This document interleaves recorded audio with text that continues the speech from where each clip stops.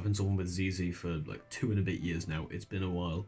I've encountered a lot of people that have a lot of questions, so I want to make this resource here so if someone asks more in the future, it can be as simple as just sending a timestamp link to them for anyone who gets asked these questions. This can just be a go-to resource, bang, it's answered.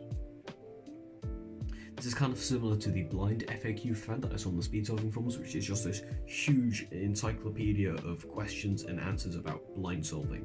But this is more niche and a bit more specified towards ZZ as a speed method. So what is ZZ?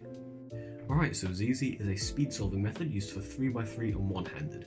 It's most easily recognized and described by its EO step, which is where at the start of the solve, the solver will solve edge orientation, as well as solving either a cross or a line on the D layer. This results in a rotationless F2L. The F2L itself, if you're doing cross, which most people do, will have far fewer cases than CFOP will, and it will also leave you with far fewer cases in the last layer. Why do you use ZZ?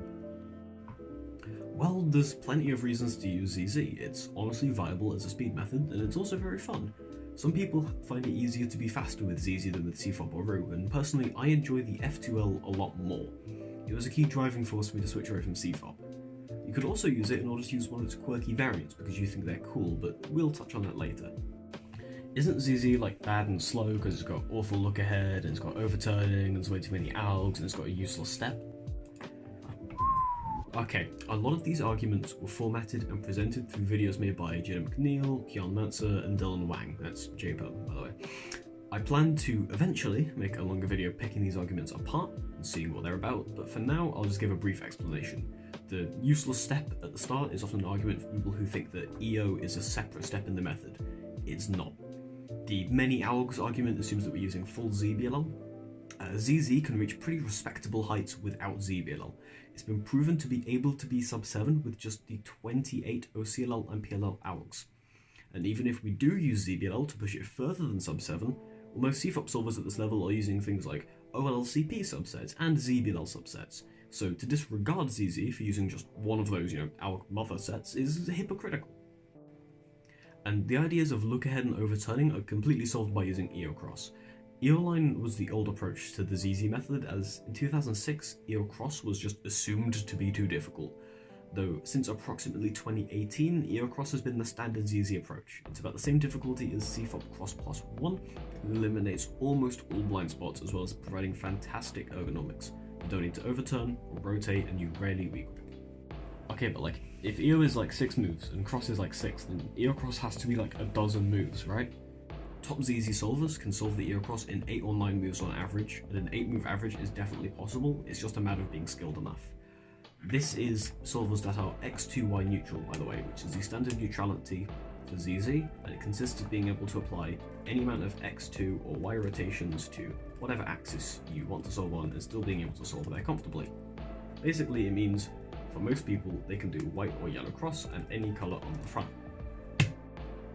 The idea that EO is 6 moves and Cross is 6 moves kind of ignores the fact that you're solving EO and Cross at the same time. It's like saying that Cross is 6 moves and first pair is 6 moves, so X Cross has to be 12 moves, right? Well, that's false. It's demonstrably false. We know that's not true. And it's because solving things simultaneously is more efficient than solving them one at a time.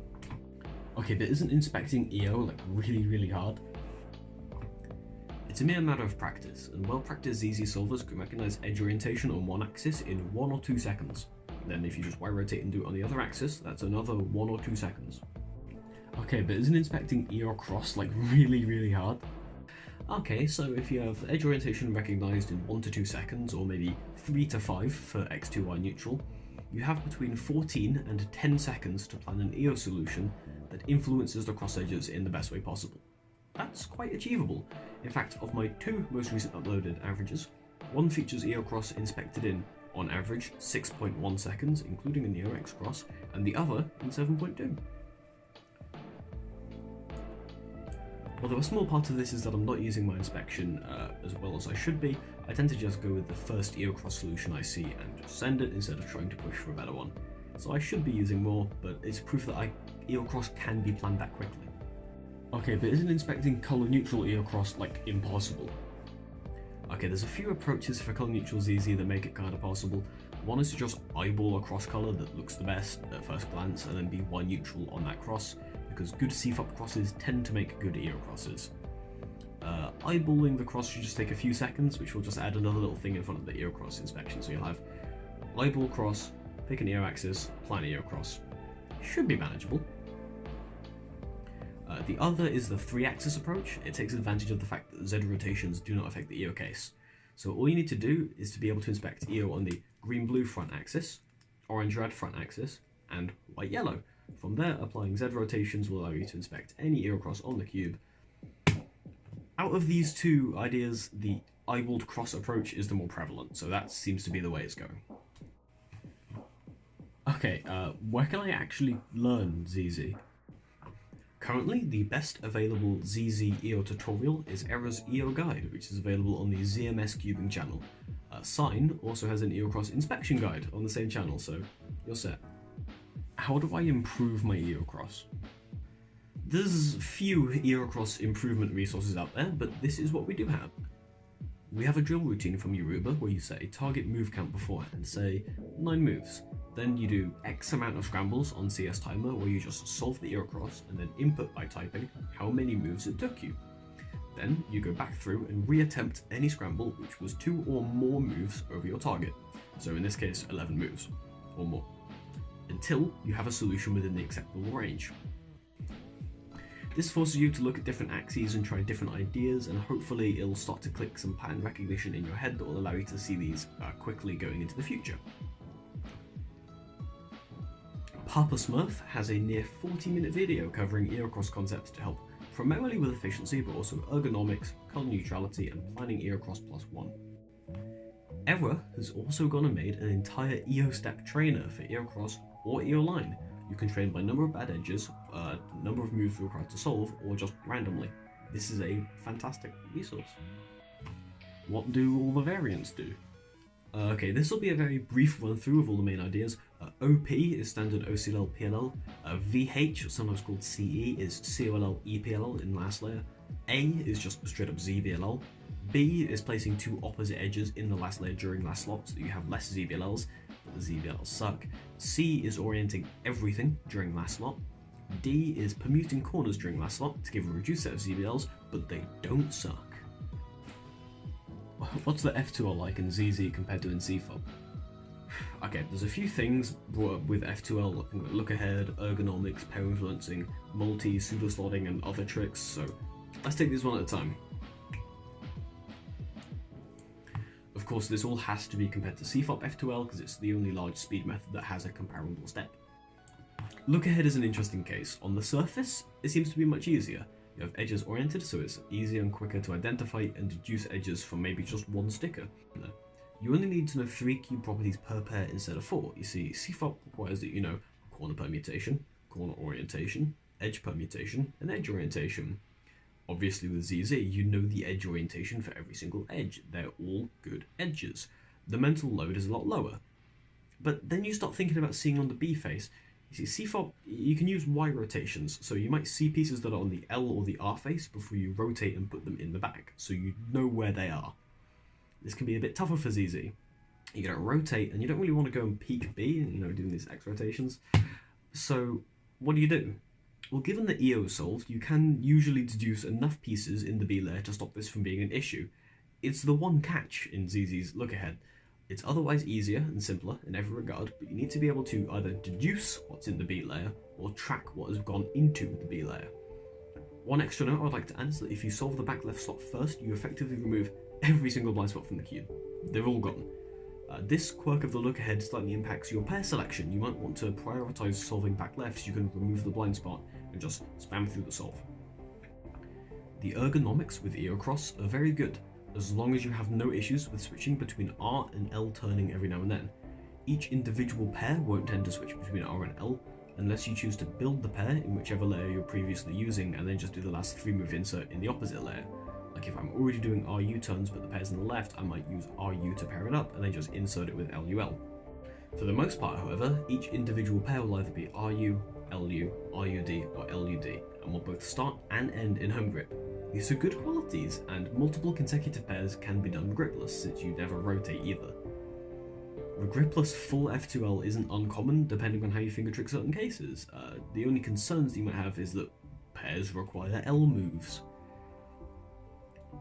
This means that at points during F2L you're gonna have to switch from RUD to LUD turning, and you might have to switch back. This is a style of turning you don't really see in many places outside of ZZ F2L, so it's quite a specified skill. You need to use ZZ for a while to get good at it. This might turn some people off who don't want to commit the time to getting good at this type of turning. Okay, what about pair influencing? This is something that Jen does a lot better than me. He has a whole video series devoted to ZZ F2L tricks. One-handed is his main event, so he still uses EOLine. Some of the tricks are stuff like cool RUF or RUD block building, but a lot of them are just ways of dodging the last worst slot case for ZZ, which is this one here. Most of these just come down to inserting the pair differently than you normally would. Take this case for example. We have a free pair into the back, and we have this case as well. If we insert this normally, we get the bad case. However, if we start out by putting this layer down and doing a U prime, inserting with a U2, well, then we get a 3 mover instead. Some of the solutions just involve solving what would be the problem pair first, as the solution preserves the other pair, again giving a very good pair. If we take a look at this for example, again we have a free pair in the back here, and we have this pair into the front. If we just solve the free pair, we get the bad pair that we don't want. If we solve this pair into the front first instead, we're left with a 3 mover. It preserves it. I apologise for the atrocious camera work during these sections, Jesus. Once you've seen a good few of the tricks, they start to become quite intuitive, and you can start dodging the dreaded 11 mover without having to learn like a bajillion algs. You just do it. Alright, so what about things like multi-slotting and pseudo-slotting? Well, these tricks are a lot like Lookahead. They're just made a lot easier due to the reduced set of cases compared to CFOP. Some people are genning certain multi-slotting sets like LRUL, which consists of solving front right and back left at the same time by doing an L move before the front right pair, then just undoing it afterwards. And pseudo-slotting requires far less thought, makes it much easier and quicker to recognise and apply on the spot. When I see someone asking about pseudo-slotting, the first thing they're always told is to learn EO recognition. They should categorise the cases by EO to see if they can pseudo-slot or not, if they need to rotate. This isn't the case in ZZ. You can do the pseudo pair, the edge is oriented. The actual challenge in doing pseudo slotting is just recognizing when to use it. Doing pseudo slotting is easy.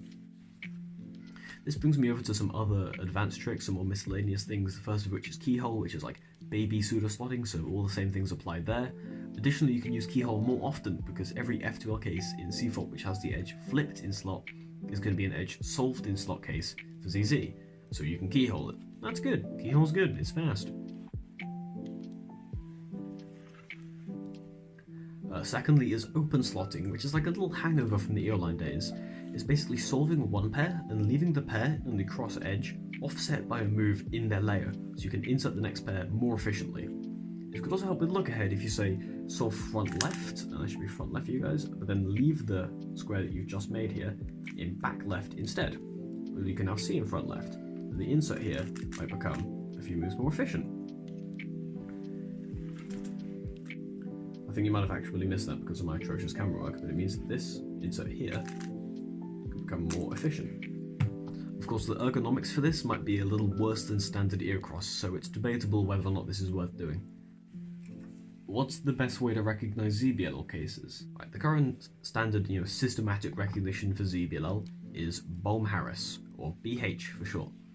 A comprehensive guide to this recognition system is available on the ZMS Cubing channel, although there is a newer system on the rise called TranV2, or TV2 for short, and that's being explored a bit. It's thought to have potential because it's not too difficult to pick up, and it actually encourages you to recognise the case from any AUF at all, but it's yet unproven. How does the method handle tough scrambles? Okay, so what might a difficult scramble for ZZ be? Well, it could be a 12 flip for EO, the cross edges could be in inconvenient locations, or maybe you get an EO cross that results in 2 easy pairs in the front, but now all the remaining F2L pieces are in the back layer, but they're not in the U layer, they're just in the back. Well, I mean, in that case, you'd have to put your deduction skills to work, we've talked about that before. For the inconvenient cross edge locations, it can be a bit of a drag.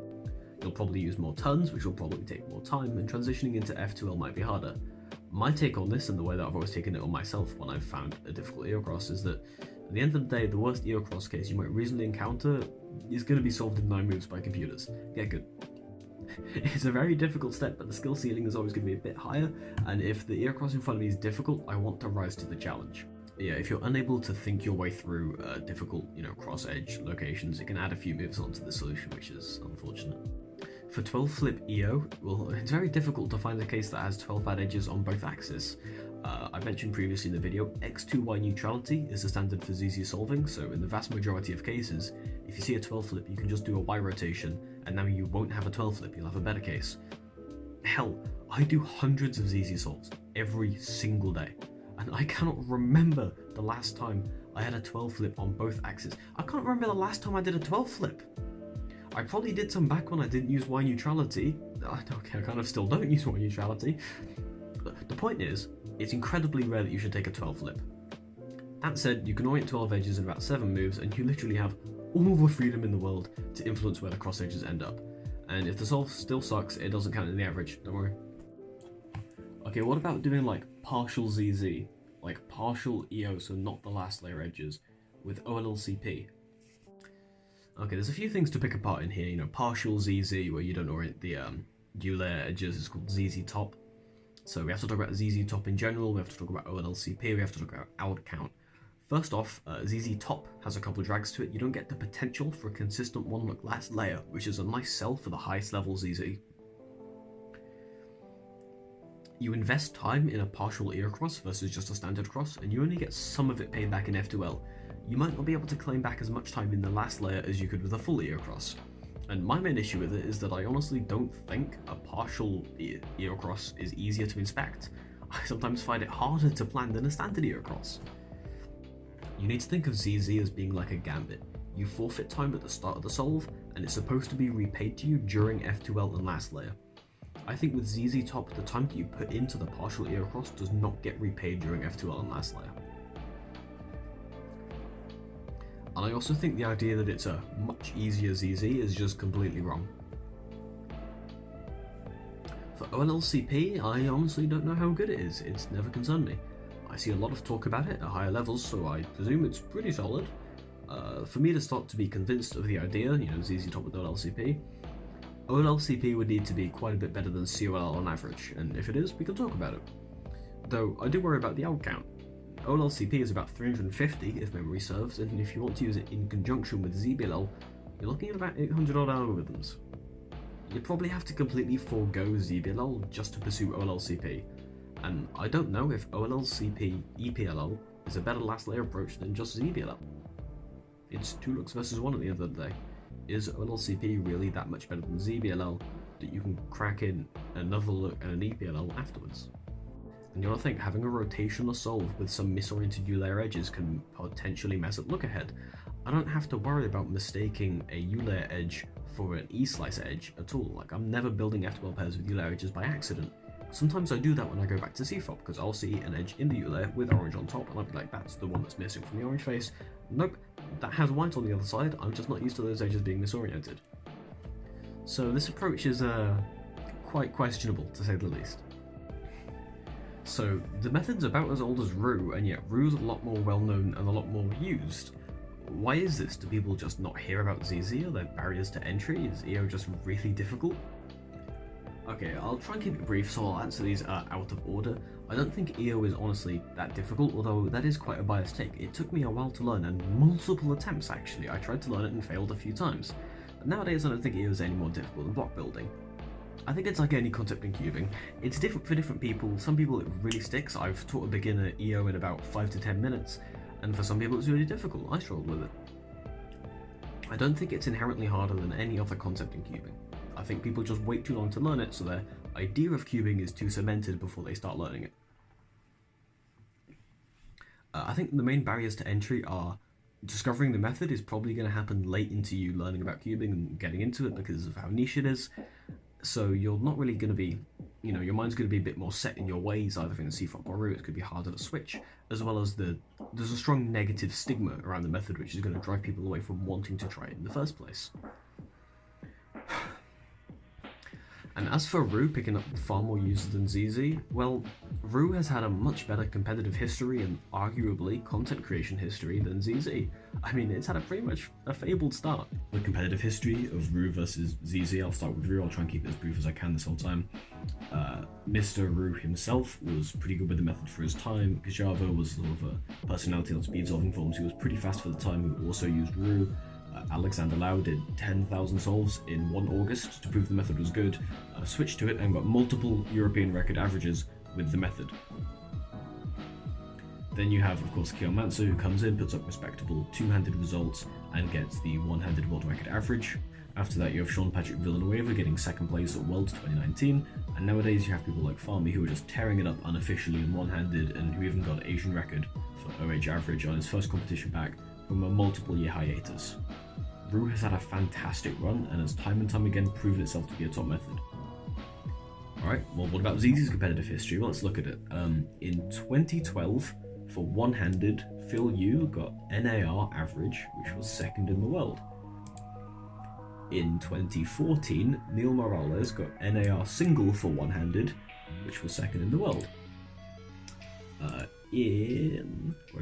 is it? In 2016, Andrew Huang, I believe, got NAR2 single 1-handed with ZZ. Alright, so that's all 1-handed. What about 2-handed? Surely we have some success in 2-handed, right? Well, Del Palmares got a few low 8 averages in 2-handed. Hayon got like a 5 single and a few 6s. Now, Yoruba, who has a name too Polish for me to be able to successfully pronounce, he's got a couple high 7 averages. Yeah, that's it. The competitive history for Roux makes a really strong case for its method, and the content creation is arguably better than ZZ.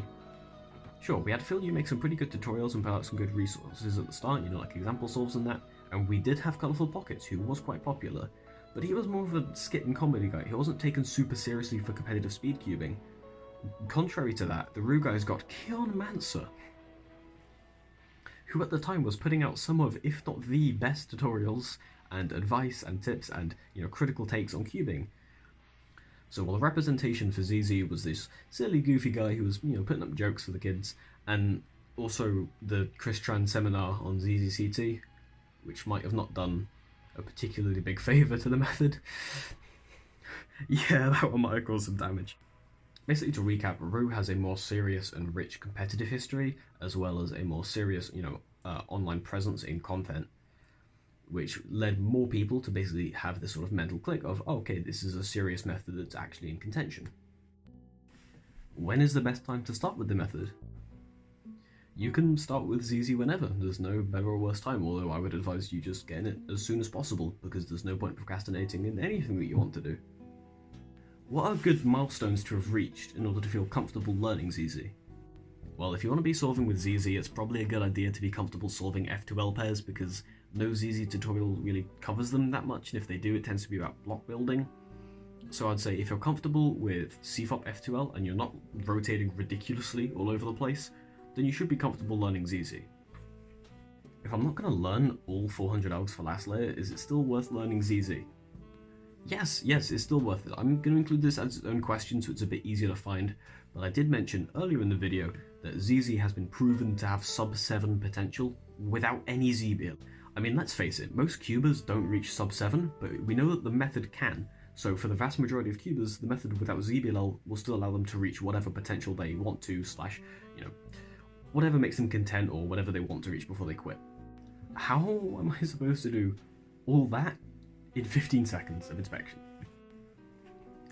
I've mentioned before that a few guides on how to improve your EOCross. Sign has the full one on planning and inspection, and PopSmurf has the one on efficiency. Basically, just take it slow and build up your ability. You're going to want to be able to plan EO in 15 seconds, which, it might take you a minute or two at first, but, with some practice, you get familiarity with the recognition rules, you stop using your fingers to track them, you can do it in 15. Then you make sure you can always plan an edge, and you try and push a bit harder, make sure you can plan 2 edges. Doesn't have to be down front and down back, doesn't have to be a line, just 2 edges. Then you do 3. Then you do 4. Way. That is a vast oversimplification. That's the route that I took to do it. It took quite a while, multiple months, but it's a step-by-step process and you work your way up. Since ZZ and CFOP are so similar, but CFOP has a lot more resources and example solves and all that, why would you use ZZ? Why wouldn't you just use CFOP? Whew, okay, this is a good one. I've mentioned under the reasons to use part that some people just have ZZ click for them and it just works better, myself as an example. But outside of that, why would you use it? Well, the key thing is that you just need to be willing to talk to people and dig a little bit. At the end of the day, last layer with EO solved and ZZ F2L with EOCross are just subsets of CFOP last layer and CFOP F2L. All the cases that exist in ZZ also exist in CFOP. There's nothing actually new. Solutions that work with CFOP can also work just fine with ZZ. You just need to test them out to see if they break EO, which takes a couple seconds. And we do have some pretty good resources for ZZ F2L. We have a document for optimal pair solutions into every slot, with every combination of slots open and closed. We have reconstructions of fast line and cross solvers, and what I consider to be the most important resource, we have a community. If you're struggling, you can interact with other ZZ solvers or general solvers who are also good with ZZ in the ZZ Method Discord. I consider formal resources that are posted to be secondary to a good community, because while formal resources can be very convenient to just have on hand and to send to other people, a community is ever shifting and stays up to date. But formal resources, they become outdated from the second they get posted. Even if it's a resource that gets maintained by a few people, it might fall behind the times. Unless those people are very, very dedicated for a very, very long time. So, in short, a lot of what could be ZZ resources run parallel to CFOP resources, so we can still learn from them, and we have an active community to help fill in the gaps between. There's a lot of method development going on around ZZ and a lot of crazy variants. How worthwhile is it to play with these variants versus just improving your fundamentals? Which is better? This might be a bit of a shocker to hear, but I think the best way to improve speed solving with the ZZ method will usually be to work on your fundamentals.